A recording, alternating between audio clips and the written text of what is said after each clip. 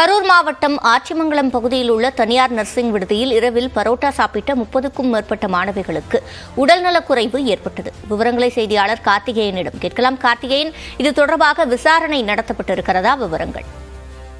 கரூர் மாநகராட்சிக்குட்பட்ட ஆச்சிமங்கலம் பகுதியில் அதாவது தனியார் நர்சிங் கல்லூரி மற்றும் மேல்நிலைப் பள்ளி செயல்படுகிறது. அதாவது தனியார் நர்சிங் கல்லூரி சக்தி என்ற நர்சிங் கல்லூரி செயல்படுகிறது. இந்த பகுதியில் தமிழகம் மட்டுமின்றி கேரளா, கர்நாடகா உள்ளிட்ட பகுதியில் இருந்து மாணவிகள் இந்த பகுதியில் பயின்று வருகின்றனர். குறிப்பாக இந்த கல்லூரியில் தங்கி பயின்று வருகின்றனர் அதிகமான மாணவர்கள். இதில் நேற்று இரவு கல்லூரி விடுதியில் அனைவருக்கும் புரோட்டா வழங்கப்பட்டுள்ளது. அதாவது இரவு உணவாக புரோட்டா வழங்கப்பட்டுள்ளது.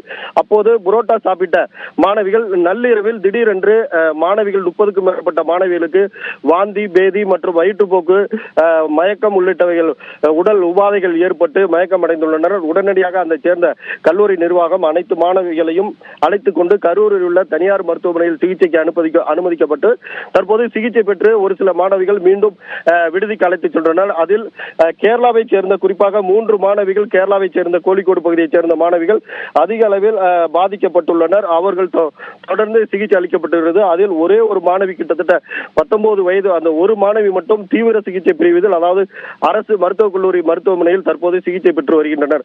இந்த சம்பவம் குறித்து கரூர் தாந்தோன்றிமலை போலீசார் தற்போது தீவிர விசாரணை மேற்கொண்டு வருகின்றனர். தனியார் கல்லூரி நர்சிங் கல்லூரியில் அதாவது உணவு விடுதியில் உணவு அருந்திய அதாவது புரோட்டா அருந்திய மாணவிகள் உணவு உண்ட பிறகு அதாவது உடல் உபாதைகள் ஏற்பட்ட அந்த சிகிச்சை பெற்று வருவது தற்போது இந்த பகுதியில் பெரும் பரபரப்பை ஏற்படுத்தியுள்ளது. விவரங்களை வழங்கியமைக்கு நன்றி கார்த்திகேயன்.